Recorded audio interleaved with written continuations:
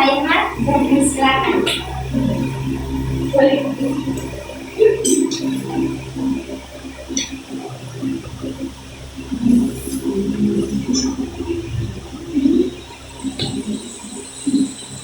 Baik teman-teman, sebelum kita belajar, mari kita berdoa. Berdoa mulai.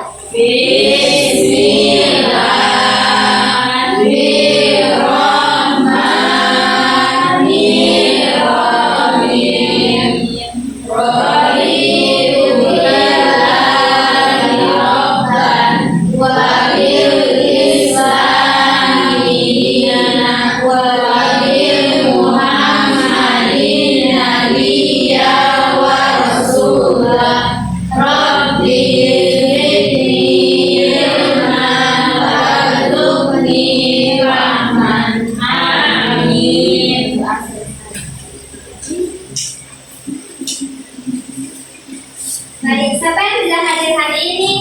Ibu. Mas Nabi Ibu. Siapa lagi? Cynthia. Mama sakit. Ibu. Oke, kita doakan semoga cepat sembuh ya. Ya, Ibu.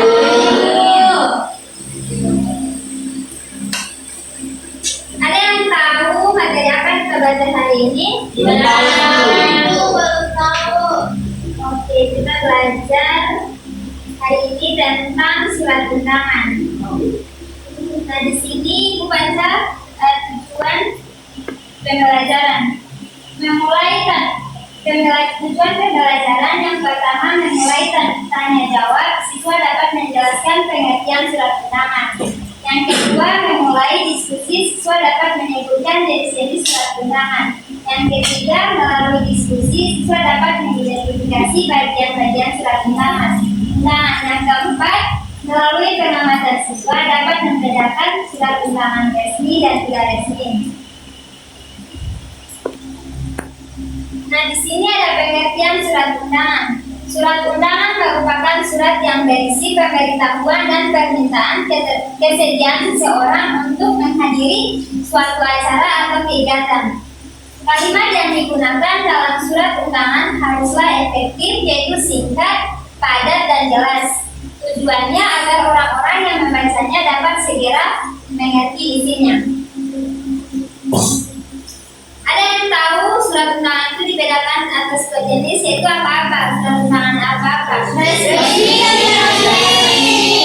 Ada yang tahu surat undangan resmi dan surat undangan tidak resmi? Yang resmi tacap, yang tidak resmi tidak tacap.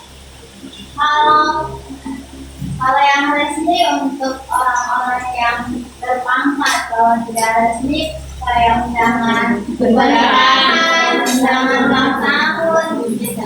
Oke, di sini ada pengertian undangan resmi, yaitu surat undangan yang dibuat oleh lembaga resmi seperti kepanitiaan, instansi pemerintah, lembaga swasta atau organisasi masyarakat. Surat ini ditulis dengan bahasa yang resmi dan baku. Misalnya, surat dinas, surat ijazah sekolah, atau surat undangan rapat paguyuban sekolah.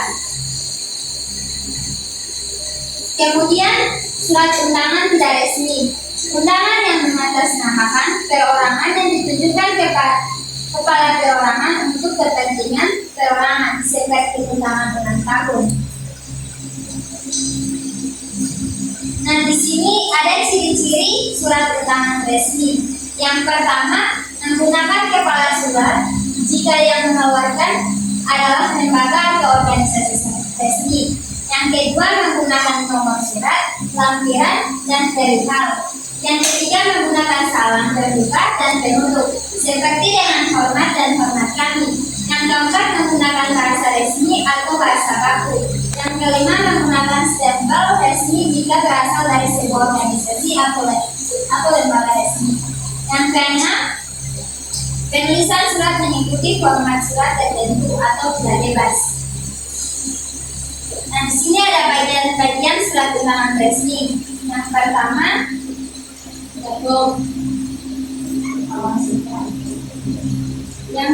ada kop atau kepala surat. Yang kedua, nomor surat.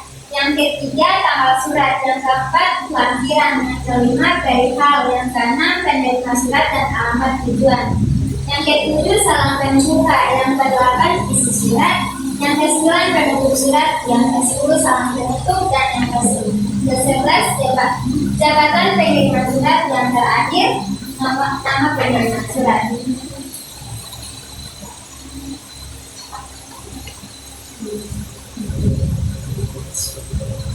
Ibu yang bertanya, ada yang belum paham dengan materi ini? Paham, Ibu. Oke, kalau sudah paham, Ibu bagi dua kelompok. Dari awal itu kelompok 2, dari pada kelas sendiri itu kelompok 1.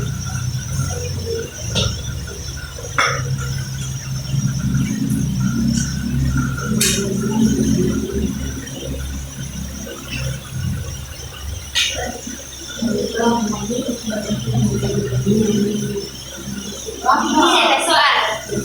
Bacalah surat undangan resmi dari grup ini dengan seksama. Tentukan bagian-bagian surat undangan tersebut.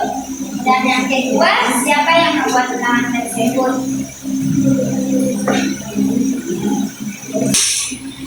Itu yang itu. Oke, yang nomor 2, Belanda nomor 2. Nomor 2. Iya, nomor 3.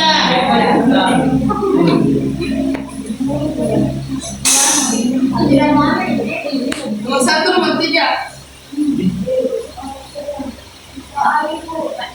Nah, itu.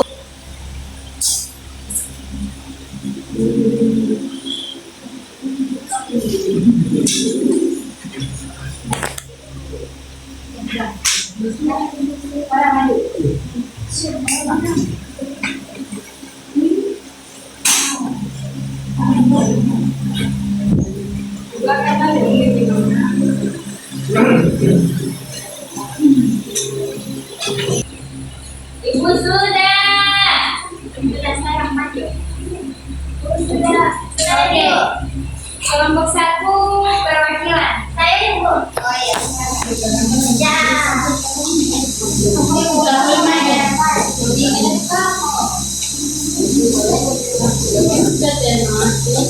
Di sini saya perwakilan kelompok 1 akan memaparkan jawaban saya.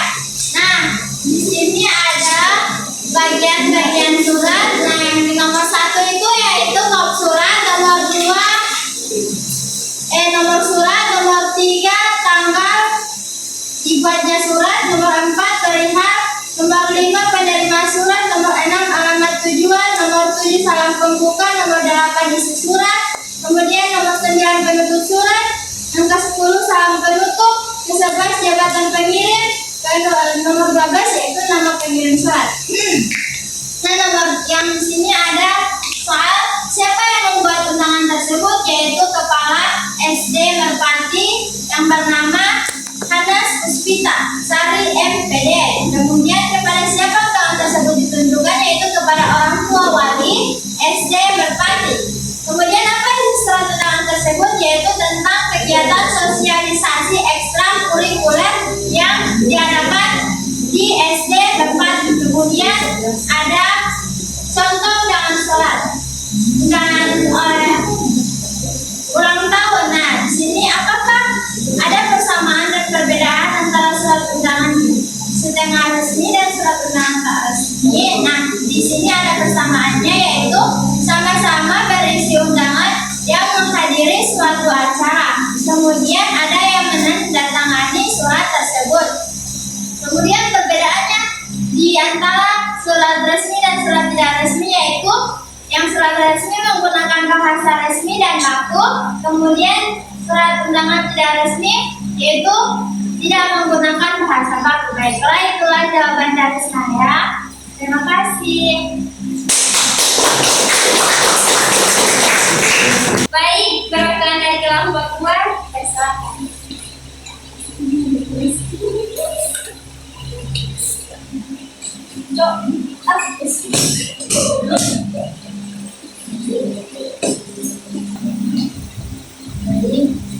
Soal pertama, bacalah undangan resmi berikut tersebut.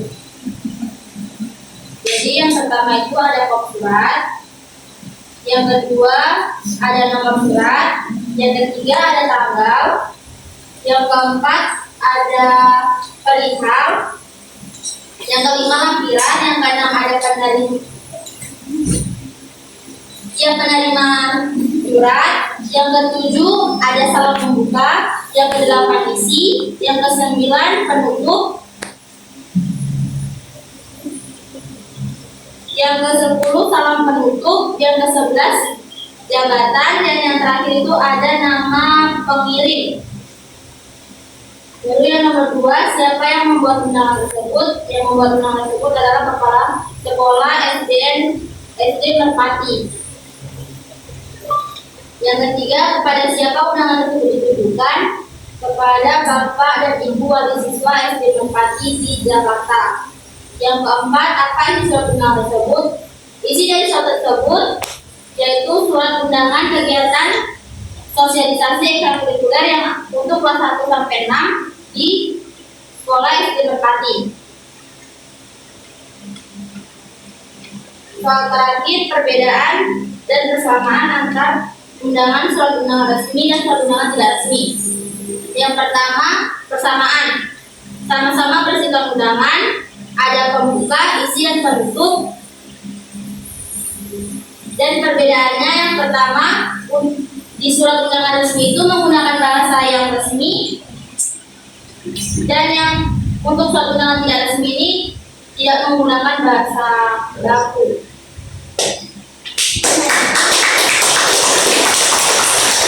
Baik, setelah penerapan dari kelompok 1, Ibu mengucapkan terima kasih kepada kelompok 1 dan 2. Ibu tanya kembali, kalian sudah paham yang materi ini? Paham. Dan apa yang kalian rasakan dalam pembelajaran ini, dalam materi ini? Senang. Good. Bahagia. Selalu. Dari Ibu sama-sama. Oke, sebelum untuk pembelajaran hari ini, kalinya kita baca doa pula ya kepada Aisyah. Silakan baca doa pulang. Baik, Oke, depan.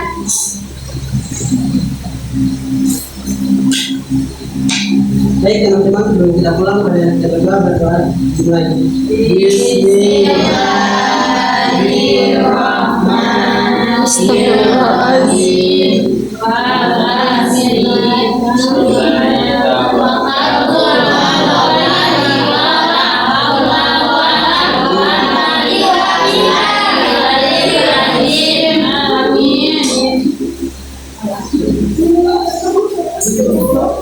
Baik, terima kasih.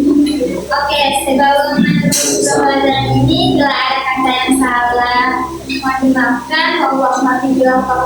Wassalamualaikum warahmatullahi wabarakatuh. Waalaikumsalam.